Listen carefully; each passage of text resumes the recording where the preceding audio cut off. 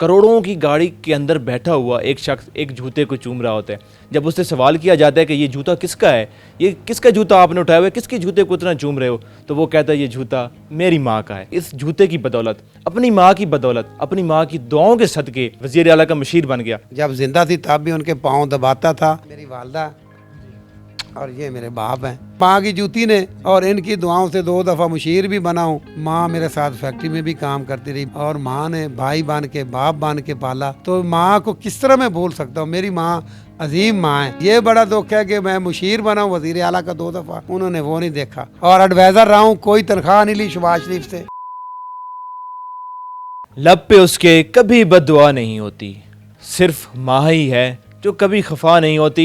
Pakistan stories के साथ जी नाजरीन, मैं आपका मेज़बान तलहा अदनान आपकी खिदमत में हाजिर है। नाजरीन, सोशल मीडिया पे एक वीडियो वायरल होती है, जैसे ही वो अपलोड होती है पूरी दुनिया में उस वीडियो की धूम मच जाती है। एक शख्स फॉर्च्यूनर के अंदर, करोड़ों की गाड़ी के अंदर बैठा हुआ एक शख्स एक जूते को चूम रहा होता है। जब उससे सवाल किया जाता है कि ये जूता किसका है, ये किसका जूता आपने उठाया हुआ है, किसके जूते को इतना चूम रहे हो, तो वो कहता है ये जूता मेरी माँ का है। उससे फिर सवाल किया जाता है उस शख्स से कि इतनी करोड़ों की गाड़ी और ये एक पुराना सा जूता जो अभी भी मेरे पास मौजूद है, ये पुराना सा जूता माँ का क्यों उठाया हुआ है, क्यों चूम रहे हैं उसको बार बार। तो उसका कहना था कि ये सब कुछ जो आज मेरे पास है सिर्फ इस जूते की वजह से है। जी बिल्कुल, वो शख्स मेरे साथ इस वक्त बैठा है और जब ये उस वक्त का जूता है जब वो कुछ नहीं हुआ करता था। एक FX गाड़ी थी जो उसकी वालिदा ने ज़मीन बेचकर उसको दिलवाई। FX गाड़ी में वो सवारियाँ उठाया करता था, लेकिन पेट्रोल जब की कीमतें बढ़ी तो ज़ाहिर सवारियाँ कम आना शुरू हो गई, तो उन्होंने FX गाड़ी बेची, अपनी बहनों की शादी कर दी, फैक्ट्रियों में काम किया। लेकिन फिर इस जूते की बदौलत, अपनी माँ की बदौलत, अपनी माँ की दुआओं के सदके वज़ीर आला का मशीर बन गया। माँ अजीम हस्ती है, माँ का नेमोल बदल कोई नहीं। मेरी माँ ने मेरे से बड़ा प्यार किया, तो इतना सोशल मीडिया पे आवाम ने प्यार दिया है। मैंने वो LDA गया ऑफिस, अल्लाह जानता है कोई प्लान नहीं था, कोई प्री प्लान कुछ भी नहीं, अल्लाह और उसका रसूल गवाह है। मैं गाड़ी में बैठा हुआ था, गाड़ी वहाँ एक बाबा लड़का रोज़ाना मेरी गाड़ी साफ़ करता है बेचारा, उसी का नौकर है फ्रूट वाले की दुकान, जो दुकानदार है। वो कहते हैं यार फॉर्चूनर ले लिए तो हमें भी सैर करवाओ। मैंने कहा जाओ बैठ। वो फ्रंट पे बैठ गया तो उसने देखा गाड़ी को, पहली दफ़ा बैठा तो डैशबोर्ड खोला, कहते यार ये क्या है। मैंने कहा ये मेरी माँ की जूती है। जब मेरी माँ की वफ़ात हुई 12 साल पहले तला भाई, तो मेरी माँ ने ये पहनी हुई थी। ये मेरे बेड वाली जूती है ये, और यकीन करें यहाँ उनके पाँव लगते थे यहाँ, तो ये देखिए उनके पाँव के जो हैं उनकी अभी भी खुशबू है, क्योंकि मैं माँ जब ज़िंदा थी तब भी उनके पाँव दबाता था, सुबह भी शाम भी उनके। जब नौकरी पे साइकिल पे 250 के साइकिल पे मैं जाता था तब मैं माँ के पाँव चूमता था, वापसी आके पाँव दबाता भी था। इस मकान की छत पे वो गर्मियों में सोती थी, AC में नहीं सोती थी। AC शुरू से लगाए हुए माशाल्लाह, जब से ये घर बनाया तो माँ ना छत पे सोती थी। अच्छा, वीडियो आपकी वायरल होती है, ज़ाहिर है दुनिया भर में देखी जाती है, दुनिया भर में लोग उस वीडियो को सराहते भी हैं, प्यार भी करते हैं, आपकी वालदा के लिए भी दुआ करते हैं। लेकिन वहीं पर ज़ाहिर है कुछ लोगों के ऐसे भी कमेंट्स हैं कि आपने अपनी वालदा के जूते को तो अपने पास रखा है, तो बाप कहाँ है, बाप के बारे में, तो वो उन लोगों के लिए आप कुछ कहना चाहिए? बड़े गलत कमेंट्स किए हैं कि बाप का कोई नाम नहीं। गलत कमेंट्स मैं बता भी नहीं सकता, इनको शर्म आनी चाहिए। मुझे अफसोस भी बड़ा हुआ कि ये देखे, ये जो गलत कमेंट्स करते हैं ना, ये अपनी माँओं का पता बता देते हैं कि हम किस नस्ल से हैं, किस ख़ानदान से हैं। इतने बहनों ने भाइयों ने अच्छे कमेंट्स किए। मेरा जो टिकटॉक अकाउंट है उस पर 23 लाख लोगों ने लाइक किया है। इंडिया में, यूरोप में, बांग्लादेश से मुझे फ़ोन आए हैं कि आपकी वीडियो वायरल होगी। यकीन करें रातों रात हुई है, मुझे पता नहीं चला। और वो फ्रूट वाले ने बेचारे ने मूवी भी उसने बनाई है। मैं जब उसको बताने लगा तो उसने कहा जी मैं आपकी मूवी ना बना दूं। मैंने कहा बना दो। अच्छा, अपलोड भी कसम अल्लाह की उसी ने ही करी है, मेरा मोबाइल लेके। हाँ, वो मेरे टिकटॉक मेरी देखता रहता है, उसने ही अपलोड की है। और रातों रात मैं तो जेब में डाल ली बना के, सारा दिन LD में रहा। जब मैंने रात को देखा रहा तो मेरे लाइक्स 2.5 लाख हुए थे, और मैं वो 2 दिनों में 23 लाख पे चली गई। तो ऑनलाइन न्यूज़ है उस पर 40 लाख चली गई। एक और आसिफ न्यूज़ है, पता नहीं किस, उस पर 40 लाख चली गई। सोनम बाजवा है, उसका भी शुक्रिया अदा करता हूँ, इंडिया की अदाकारा है हमारी, तो भाई वो बहन है, उसने भी वो लगाया अपने पेज पे सोनम बाजवा ने भी, और इंडिया के इंडिया ने तो बहुत चलाया है। बांग्लादेश से मुझे फ़ोन आया है, रहमत भट्टी साहब का बेटा होता है वहाँ पे, अरसलान, उसने भी कहा है कि अंकल आपकी पूरे बांग्लादेश में वायरल होगी मूवी। पूरे पाकिस्तान से फ़ोन आ रहे हैं, और जितने सोशल मीडिया के जवान हैं, बहनें भाई आ रहे हैं, दिल की गहराइयों से शुक्रिया अदा करता हूँ। माँ ने कमाल दिखा दिया। पहले माँ की दुआएं थी, अब उनकी जूती चल गई है। तो ये यकीन करें मेरी माँ की दुआएं अभी भी हैं, क्योंकि नबी अकरम सल्लल्लाहु अलैहि वसल्लम ने फरमाया तला भाई कि अगर आपको नहीं पता कि बचपन में माँ फौत हो गई और माँ की कब्र कहाँ है, तो एक जगह पे हाथ से लकीर मारो, कब्र बनाओ और पाँव की तरफ खड़े हो जाओ और वहाँ दुआ मांगो। ये नबी अकरम सल्लल्लाहु अलैहि वसल्लम का फरमान है कि आपकी माँ की रूह वहाँ भी आ जाएगी। तो अब माँ नहीं है तो उनकी जूती है, संभाला हुआ है माँ की जूती ने, और इनकी दुआओं से 2 दफ़ा मुशीर भी बना हूँ। और माँ 6 साल का था, अब्बू ने दूसरी शादी कर ली है। जिस तरह पाला, जिस तरह ज़मीनें बेची, जेवर बेचे, 2 दफ़ा उसने मुझे FX कार लेके दी है, कसम खुदा की 2 दफ़ा। मेरी शादी से पहले 91 में एक कार लेकर दी मुझे FX, एक फिर 97 में लेके दी मुझे। लाहौर जब आ गए 1 एकड़ फिर बेचा, 1 एकड़ उस वक्त बेचा। उस वक्त रेट भी 45 लाख रुपए की हमें गाड़ी आ गई चली हुई FX। तो पहले भी टैक्सी उधर चलाई मैं। 88 में जब नाना मेरे फौत हुए तो उसके बाद बस गुर्बत में घेरे डाल लिए। ज़मीन थी 10 एकड़, काश्त करने के लिए, गंदम कश्त करने के लिए, ट्रैक्टर चलाने के लिए, अल्लाह की कसम 1000 रुपये नहीं होता। तो 10,000 उसका 800 रुपये ठेका था उस वक्त, 1000 रुपये 800 88 में। तो ज़मीन को क्या करते जब उसमें काश्त करने के पैसे नहीं हैं। फिर 92 में शादी हो गई, फिर 93 में मैं कुछ नचाकी होगी घर में ससुराल से, तो मैं डिसार्ट होके ना लाहौर आ गया।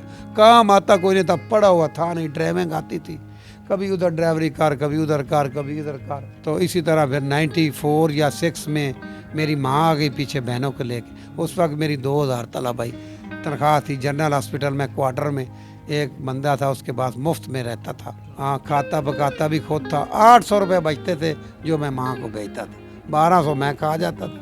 महीने के माँ को और बहनों को 800 रुपये भेजता था। 2-3 महीने बाद घर भी चला जाता था। माँ मेरे साथ फैक्ट्री में भी काम करती रही, बहनें भी करती रही, और माँ ने भाई बन के, बाप बन के पाला।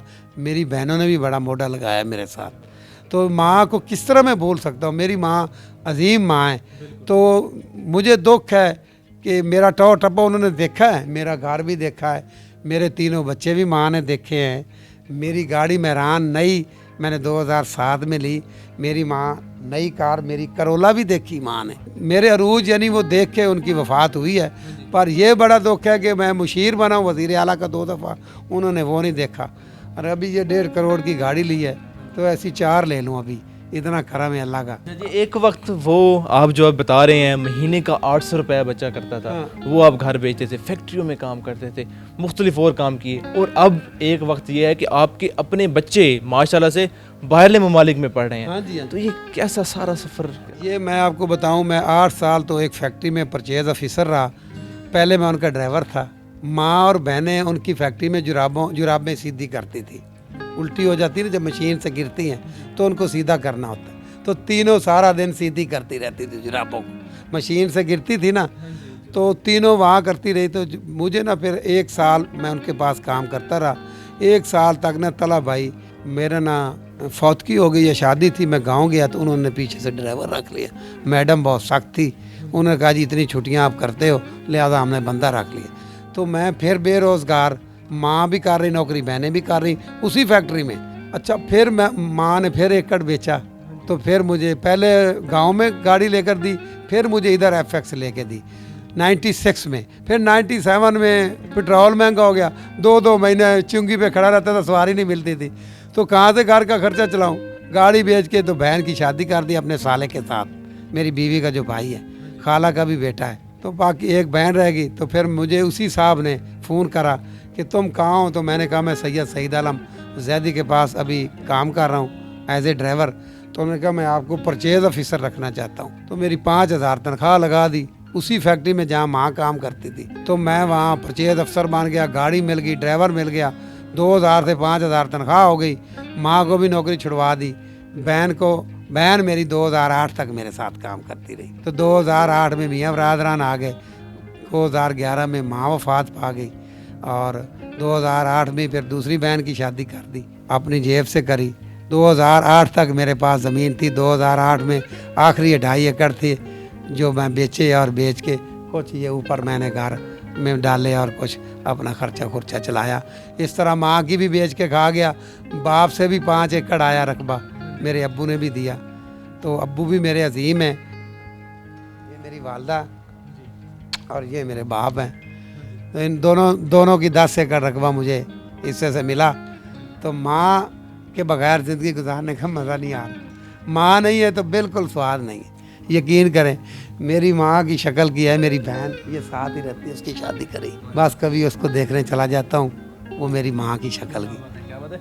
जैसे उन्होंने कहा कि ज़मीनें जायदाद बेचकर खा जाना, इसका इनका ये मतलब नहीं था कि इन्होंने अय्याशी में उड़ा दी, नहीं बिल्कुल भी नहीं। इन्होंने बेची, उनको इन्वेस्ट किया और माशाल्लाह ज़ाहिर है आज ये मशीर बने हैं वालदा की दुआ के साथ।